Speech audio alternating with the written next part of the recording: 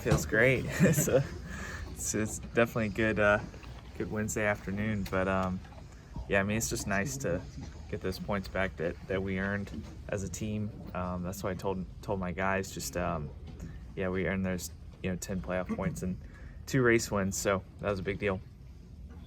Were you surprised? Yes and no. I think yeah, a little bit for sure. I don't think I was really expecting much out of Wednesday. I'd already kind of accepted our situation. So for me personally, I kind of moved on. That's how I was, still continuing to race the way I was. So, but yeah, certainly welcome the news. Were you prepared to race differently if you had not gotten those points back?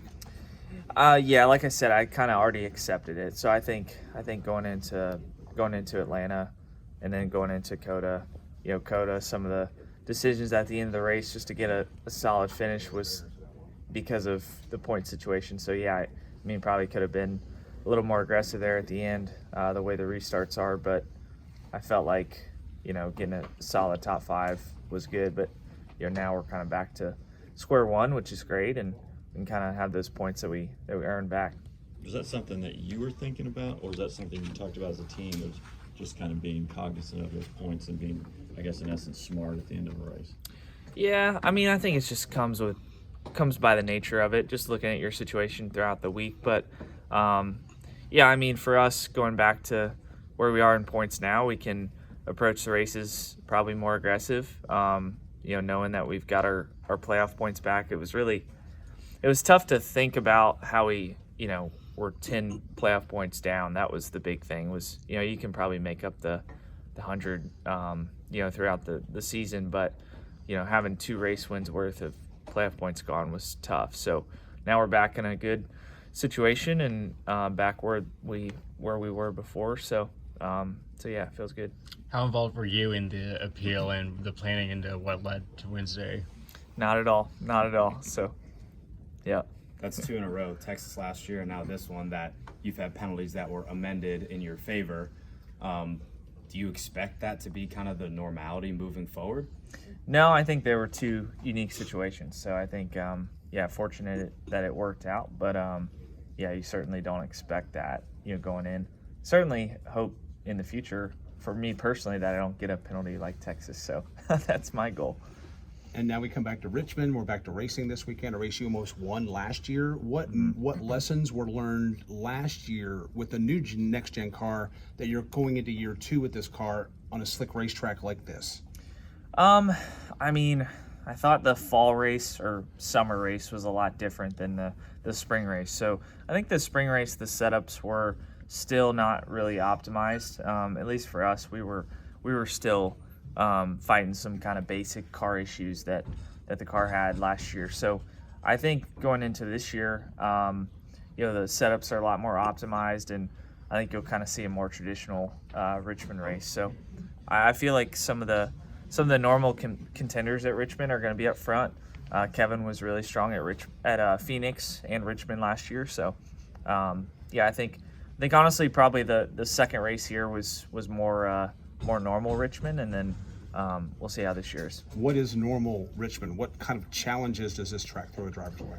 It's just super slick. I mean, it's just it's got that polished old asphalt that tears up tires, and you just don't have any drive off. You don't have any turns, so you're just trying to figure out which one is more important for lap time. And as a driver, you're just trying to manage your inputs. It is a driver's finesse track, but you need a car to do that with. So you can only finesse a car that's fast enough and handles well enough to be up front and manage. So tough track if you're having a tough day. It's easy to get lapped and things like that.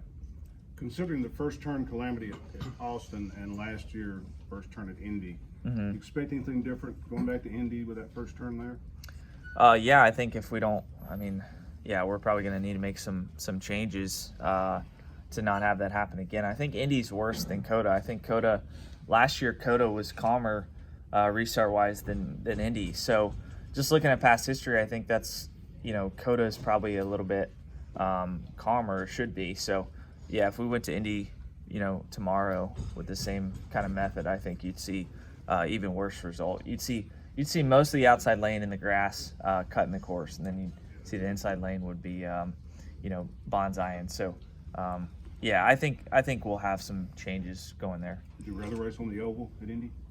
I love the oval personally. Won an Xfinity race there, but I mean the Indy road course is fun. It's really technical. It's kind of a mix between Sonoma and COTA, so I like it.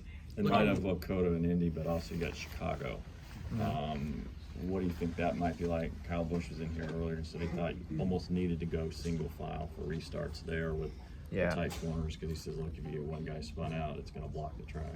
Yeah, no doubt. I think honestly two things there. If you're coming up on lap traffic and somebody spins out, that's going to be tricky. So you're going to have to be heads up on that spotter wise. But yeah, the restarts, we'll have to do something for Chicago because I think early in the race it's okay because everyone understands the length of the race and the magnitude. But yeah, towards the end, if we have green white checkers at Chicago, it would not be a good situation. So should it be done at track-specific situations like Indy, COTA, and Chicago, and you don't have to do it Watkins going into Sonoma, or in the roll, or should it just be at all road courses that need to be the idea of a single file restart or move the restart zone? Yeah, I think it's got to be track-specific. I mean, we have that ability to go to single file just like we did at Bristol Dirt. I think they did it at Watkins Glen last year in the rain. So there's opportunities. COTA, I think we did it in 2021. So I think there's 3 times we've done it before. So I think it's within the rules to do that. It's just making that call, and I think we can be more heads up on it. You just don't want to. What people don't understand watching the race is that we're as race car drivers, we're just going to do whatever it takes to make up positions. So if you give us a car that's that durable that we can just plow through people, we're going to do it. Like anybody, any series would do that. The car is that durable. The difference is in other series, you have a more fragile car that you can't do that with. So, I'm of the opinion that if it's there for an advantage, you're going to take it. So you got to save us from ourselves. So does that mean that, like IndyCar has, avoidable contact, and there can be penalties? It's you hit somebody that somebody else is deciding if it's a penalty or not. Does it need to get to something like that? Is our drivers asking NASCAR to do it? Because NASCAR typically has said they don't want to get involved, but you aren't the first one to say you got to save us from ourselves. Yeah, I mean, I feel like one-on-one racing-wise, I feel like we all do fairly well. We take care of each other, and we race how we want to be raced back. If you pass that guy, dirty, that he's going to probably come back and do something to you. So I think in a restart situation, I don't see how you could police 20 guys dive bomb into the inside. I think honestly, it's too many people to call a penalty on. So you just have to kind of save us again from ourselves, because if the car is that durable, I'm going to run into the back of the guy in front of me because I know he's going to slow me down. It's just physics, and there's no penalty for it car-wise. I mean, in the Xfinity car, there was a little bit. I actually got close to knocking the nose in on Saturday. So, I think you just have to police it before it happens. A lot of the veterans are saying, well, the young guys just don't race with respect. They kind of put you all together. Do you guys take offense to that characterization at all?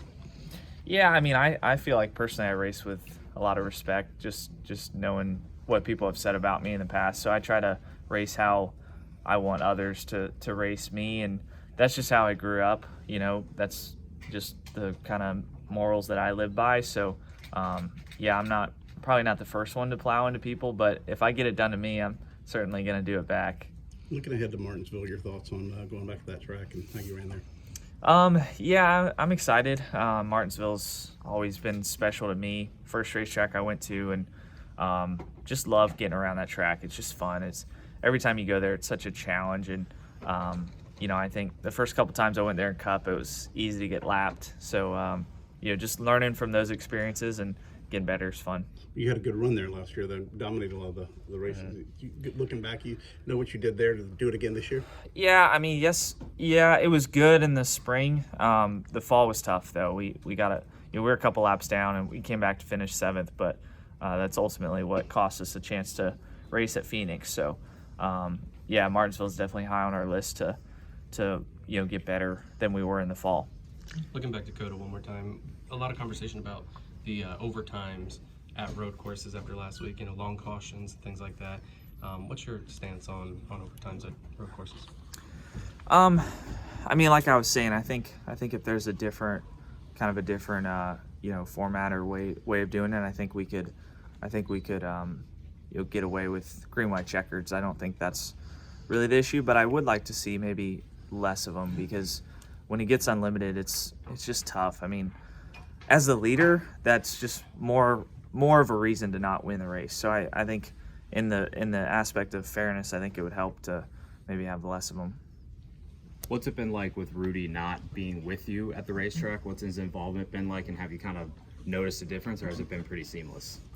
I think it's been seamless in some ways, but certainly miss his leadership skills. I think just the culture of the team kind of changes a little bit without him there. So that culture's been obviously built to what it is, and it's successful. So we want to get him back so we can get that culture and that feel back. You said a few minutes ago you expect a more normal Richmond race. How much do you think that'll preview what we'll see in a few months at Wilkesboro? Richmond here? Yeah. First of all, I think they're totally different. I think, obviously tire wear is similar, but track shape, speed, all that's different. So I think it'll have totally different characteristics.